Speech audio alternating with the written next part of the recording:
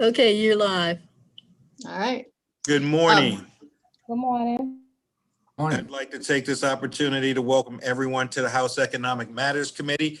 Today is Wednesday, January the 28th? 27th. 27th, okay, because I was going to go with that. Wednesday, 27th. We have a couple of pieces of business today. Our morning meeting, we're going to get a fiscal briefing from the Department of Legislative Services. Mr. David Romans is kind enough to join us and get us up to speed. Once that briefing is over, we will recess and come back at 1:30 for committee bill hearings. So without further ado, Mr. Romans, welcome, and the show is yours. Thank you, Mr. Chairman. I think we're going to put up on the screen our document that's going to give you kind of a budget in brief, to give you the short version of our fiscal briefing we did for the budget committee. So Okay. Let's go ahead and put that on the screen.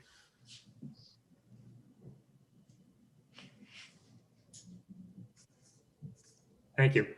All right, so the fiscal 22 budget that the governor has proposed includes about $49.3 billion for fiscal 22. It's actually a decrease of $1 billion from the current fiscal year. So why is that? Well, it's primarily because there's a lot of federal funding coming into the state in fiscal 21 from the CARES Act, so it's kind of one-time money.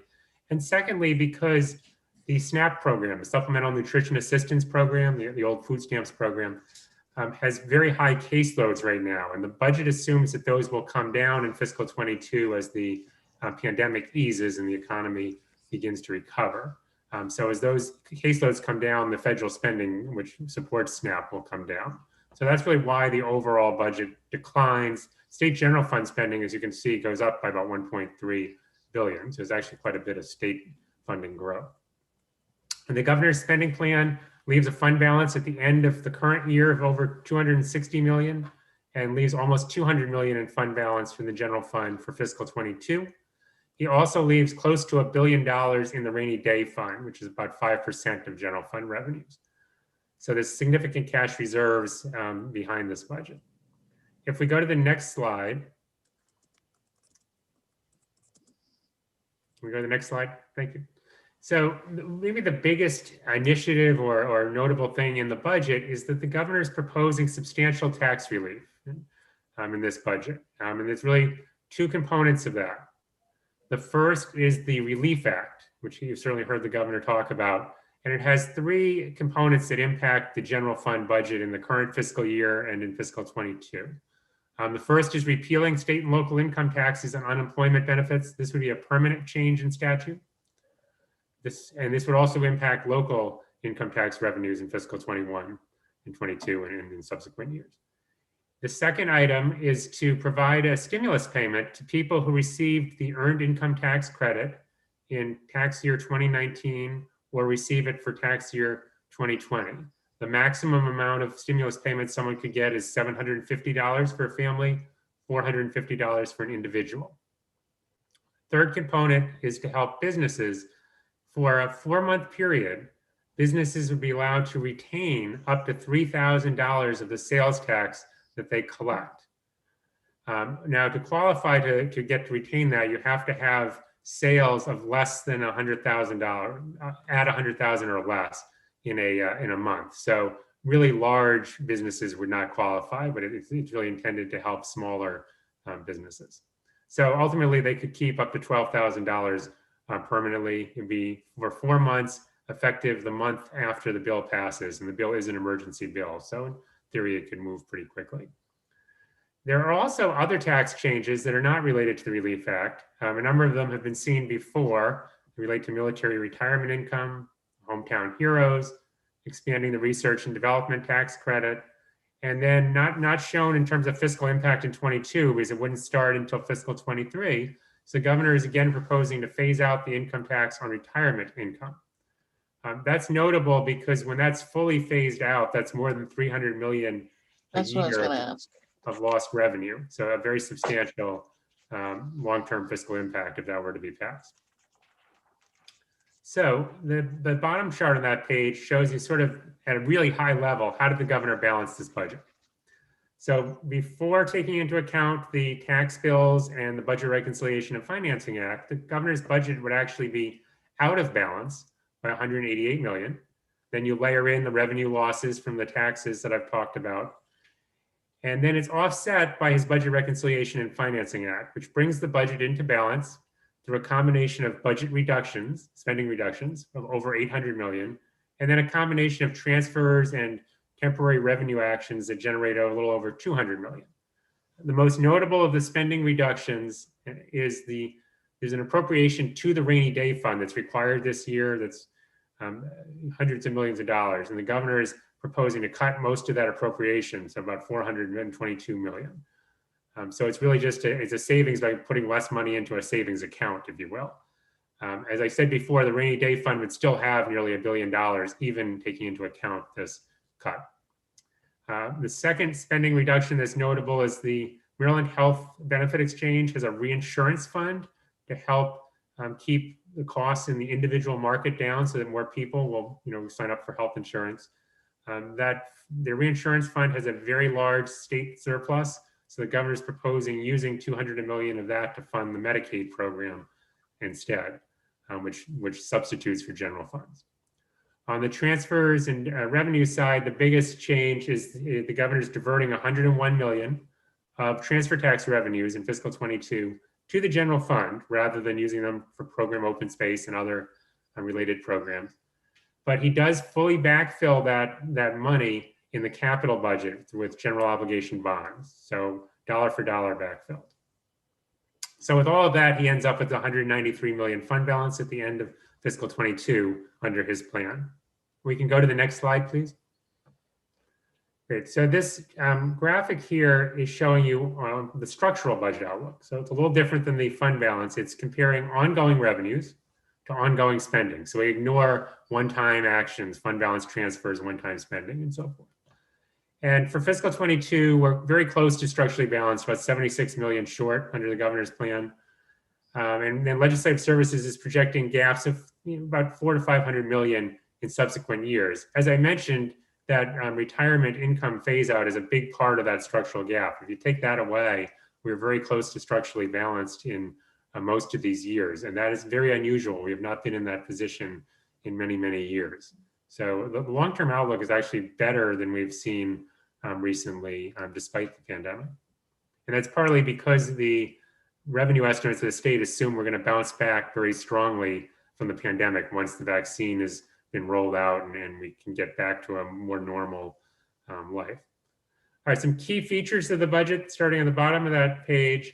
First, in K through 12 education, governor has fully funded all of the education formulas. In addition, he's added 214 million from the Blueprint Fund, which is money dedicated for education enhancements. And he's using that to hold harmless the school systems because enrollment throughout the state has gone down during the pandemic. And the school systems would have seen a decrease in their education aid in this budget without this hold harmless money. So 214 million to hold harmless so that every school system gets at least a little more than they did last year.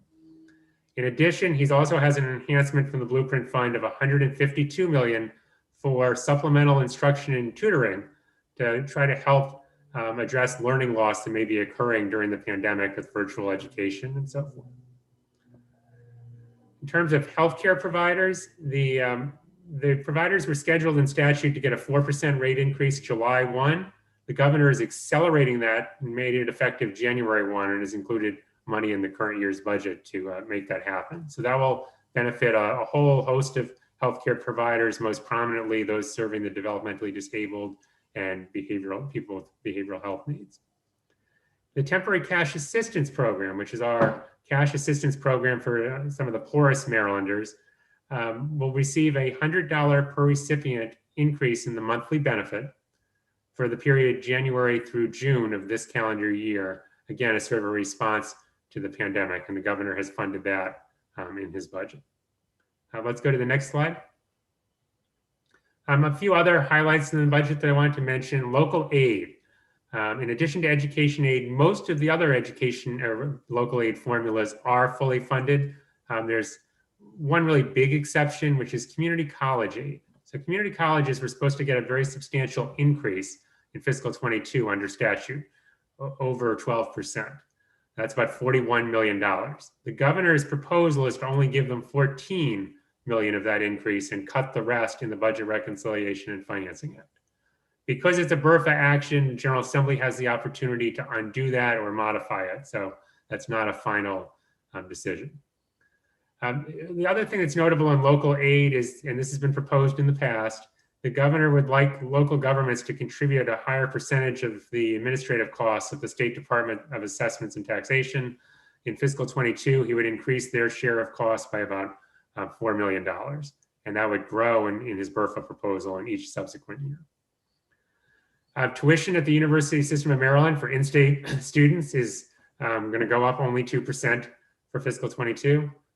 One other notable budget cut in the BRFA is for non-public higher education institutions, the Selinger formula. The governor level funds that. It was supposed to grow $30 million. So I'm sure you'll be hearing from those institutions if you have them in your district. State employee salaries. There is nothing in the fiscal 22 budget that would promise all state employees any sort of general salary increase or a merit increase. There is money for the law enforcement officers to get an increase of 4% plus a merit increase. And then some of the state's bargaining units have agreed with the governor that if revenues in the current year exceed the estimate, that their employees would get a $500 bonus in fiscal 22 and a 1% increase later in the year. But not all of the bargaining units agreed to that. Most notably, AFSCME, which is the largest state bargaining unit, did not reach agreement with the administration. And at the moment, it appears they would not get anything, even if the revenues do over-attain in fiscal 21. All right, turning to the capital budget for a minute, the governor is proposing 1.1 billion of general obligation bonds. This is the level expected by the Spending Affordability Committee. He's supplementing that with an additional 244 million of bond premium revenues that would also be used for projects. In the past, a lot of those revenues were used to pay debt service costs, but the governor is proposing to use it to fund more projects. It is notable the governor did not set aside any money in the capital budget for legislative bond initiatives. So the budget committees will be looking to cut the governor's capital budget or find additional sources of funding to support any legislative bond initiatives that the General Assembly wishes to fund. Let's see, then the bottom of the page, we talk about some potential legislative issues. One of the bigger issues is that the governor's budget does not recognize any of the federal stimulus money that was approved by Congress in December. It's expected that money will be added later in session. In addition, it makes no assumptions about any additional stimulus resulting from President Biden's proposals. So the budget you see at the end of session may be very different if Congress acts again and provides another stimulus and all of that money gets added to the budget. So in some respects, this is almost a placeholder budget until we see how we're going to use any federal money that becomes available. Let's go to the next slide. Yeah, I guess we've kind of covered a lot of these are more budget committee related issues. I would note, because it's always an issue of controversy for the General Assembly, the BOOST program. The governor has increased funding for that program to help private K through 12 schools, giving it 10 million this year, which is a 2.6 million increase over what the General Assembly approved last year.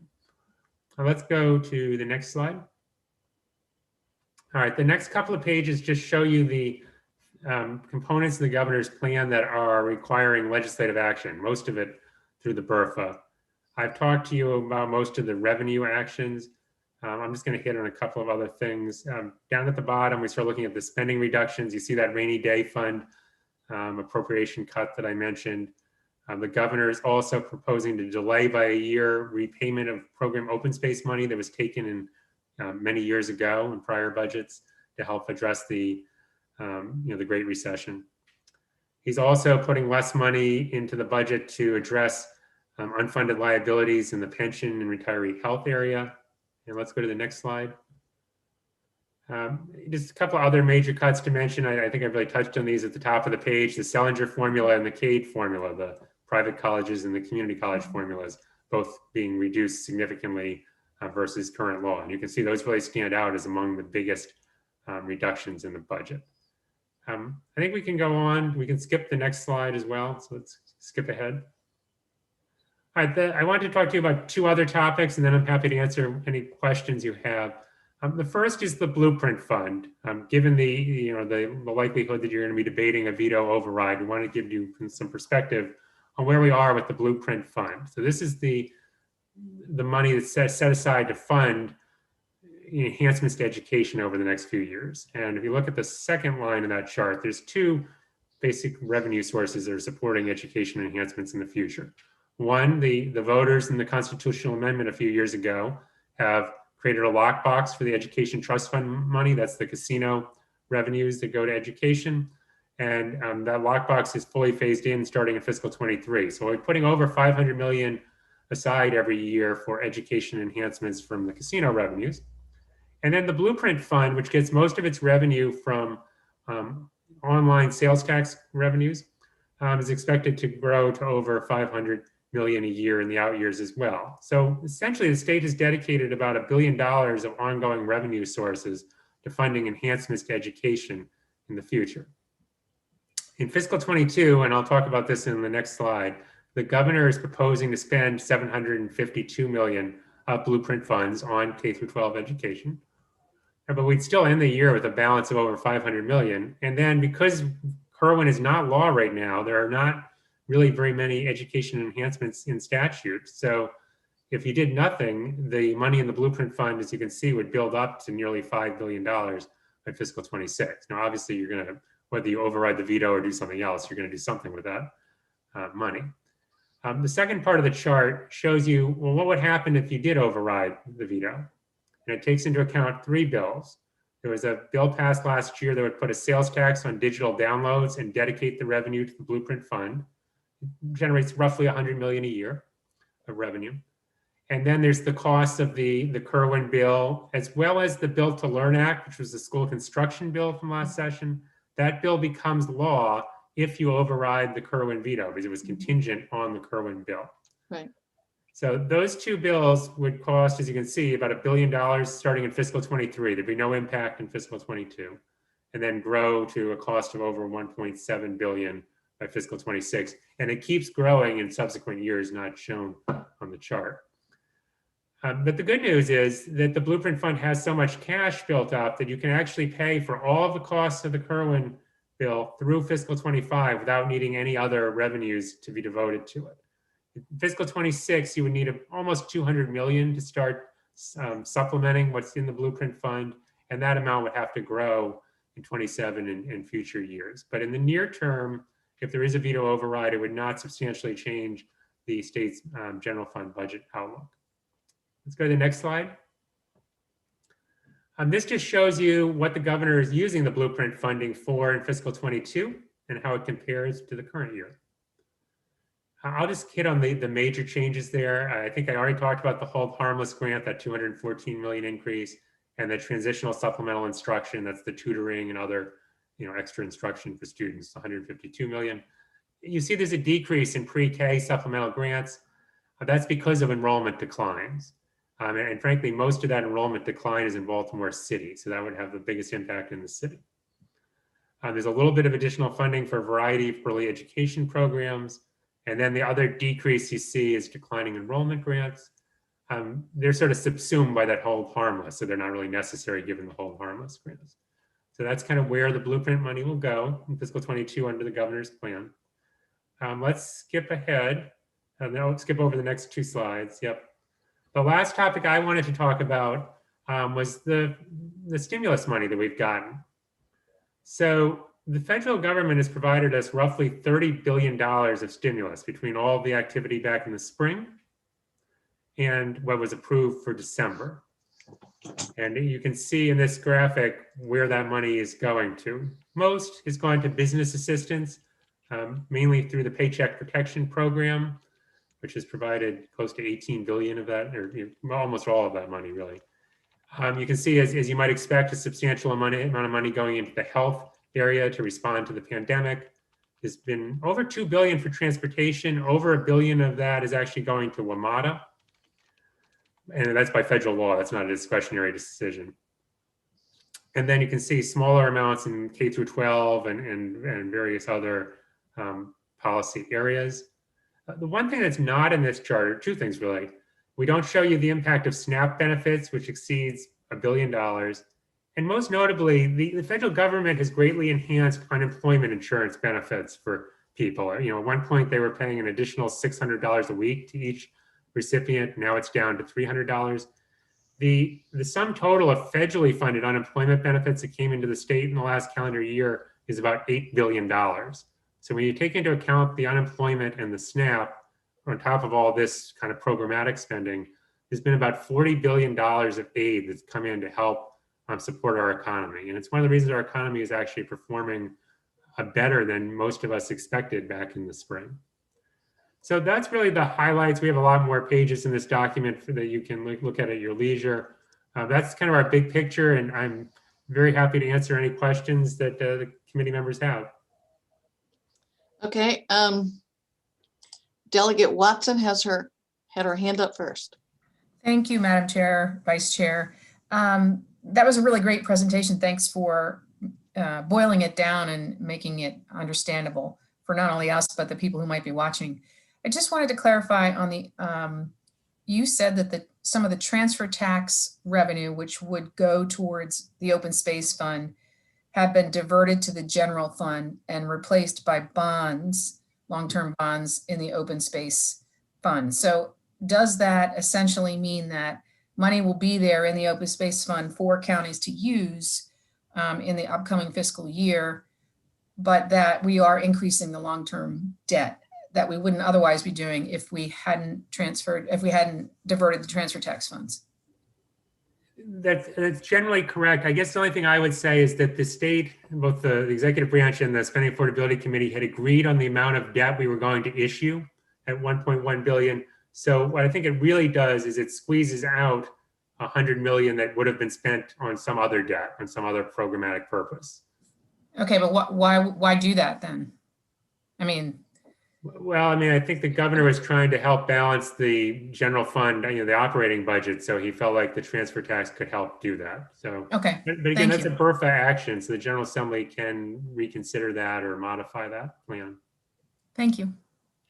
Delegate Adams.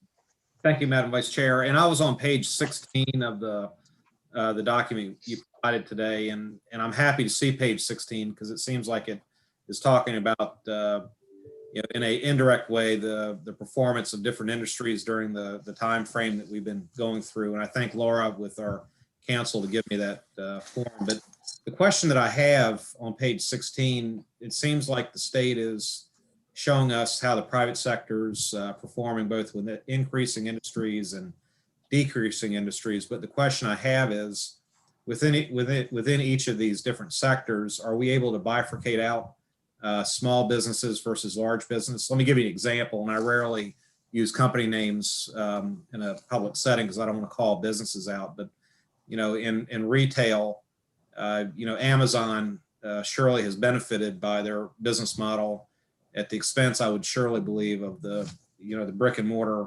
retail establishments and certainly small business. So does the state have the ability to separate that out and help us better understand what industries are, as you've shown, are increasing or decreasing, but within those categories where there could be challenges that are going to hurt the state in the long run?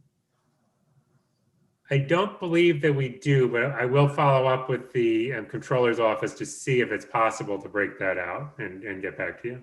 Yeah, so I saw that the source was the Bureau of Revenue Estimates, and I watched that most recent meeting, and they went into this conversation to some degree, and I think it's worth noting that the state seems to be in a better space than we thought we were going to be in May, as you earlier described. But I don't know that that's all ships being lifted by the rising tide, so to speak. Those industries are certainly hurting. And I think it would be helpful, if not now, but surely in the future, that we're able to parse that out, because I think it'll help with public policy moving forward. Thank you, Madam Vice Chair. Delegate Charkoudian. Thank you, Madam Chair. Thanks for this presentation. I actually had a follow-up question about program open space as well. I'm wondering if you can just put that back in context about, it sounded like there was an earlier decision in the recession and we're now backfilling that, but there's an attempt to this year, or the proposal this year is to not backfill it for this year. Can you just explain that again, please? Sure. So there's two separate actions in the budget related to the transfer tax and program open space. One is the one that we talked quite a bit about, the 101 million is being diverted, backfilled 100% with bonds, and that's fiscal 22. So, from the programmatic point of view, that has no negative impact.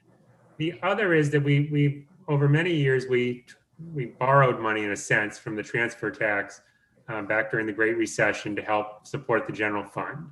And the General Assembly has long had a provision in statute that requires repayment to the programs of most of the money that was borrowed. And it has about a 7-8 years left tail on that repayment plan. And in fiscal 22. I'm on a Zoom call. Thank you. In fiscal sorry. I apologize. In fiscal 22, there's about 43 million that statute requires to be repaid under the repayment plan. And the governor is proposing to defer that repayment and push the whole repayment plan back a year. So we wouldn't fully repay all those programs until 2032 with his revisions. Okay, and so then you said there's 100 million that's squeezed out. Is that, how much do we normally have in the budget for legislative bond initiatives? Are those related to each other, or that there just happened to be 100 million squeezed out and there's no money for bond initiatives? I would say that they're unrelated. The amount for bond initiatives varies year to year, really depending on how much room the budget committees can find for legislative bond initiatives, but they have been close to 50 million or so in recent years. And does the governor usually put funds in his budget that he presents to us for legislative bond initiatives, or are we always in a position to have to find it from somewhere else? Prior to Governor Hogan, the general practice of prior governors, not every single year, but most years, was to set aside 15, 20 million for legislative bond initiatives. It's been sort of the practice of this administration not to do that. Okay, and one last, just a clarifying thing. Did you, and I'm sorry, I think you said this, but maybe I missed it. The December, the money from the federal government in December, did you say that is included in this budget and the analysis, or that didn't get included? The December stimulus money is not included in the budget. There's probably over $1 billion that would actually pass through the state budget. The administration has indicated they will submit later in session a supplemental budget that adds that money to the budget. So that money and potentially additional federal stimulus money. Exactly. Yeah. And is it your sense that the revenue estimates include an analysis, like includes the December stimulus in the sense of like how that impacts the economy overall, or is that not included because of the timing of when it happened?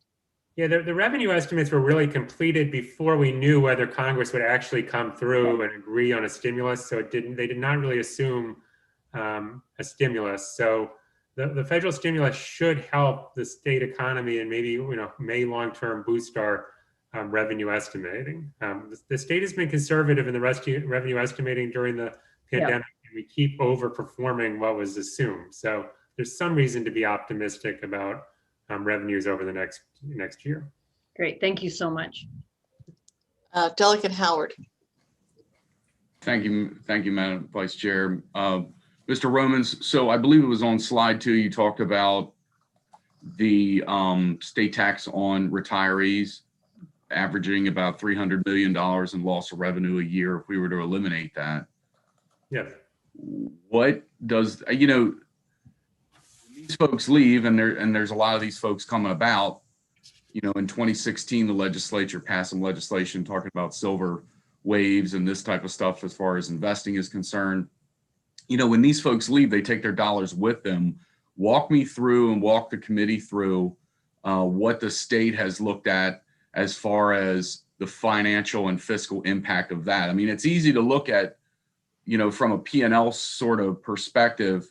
Well, if these folks leave, we're losing $300 million, but they're also taking sales tax with them when they leave. They're also taking bridge tolls with them when they leave, et cetera, et cetera. Has the state done any type of analysis to see how much we're losing, you know, in those areas with folks leaving strictly because we are so heavily taxed on retirement income? Sure. I have not seen any recent analysis of the type you're talking. The 300 million number that I cited is actually the number the governor's office used in their estimate of lost revenue. So I don't Right. know what exactly they incorporated into that in terms of, you know, pros and cons. But their overall fiscal impact is estimated at, you know, negative 339 million. Okay. I'll reach out to them. Thank you. Any other questions? Seeing none and hearing none. Mr. Romans, thank you very much for your presentation. It actually did put the budget in English for those of us that don't spend the number of hours you do working on it. And we thank you for that. And I'm sure you'd be open to additional questions as we move along if any individual delegate has a particular question or committee member. Yes, absolutely. And with that, I think we are done with our budget briefing, and then we will see everyone back at 1:30 for the bill hearings. All right, have a nice lunch. Take care.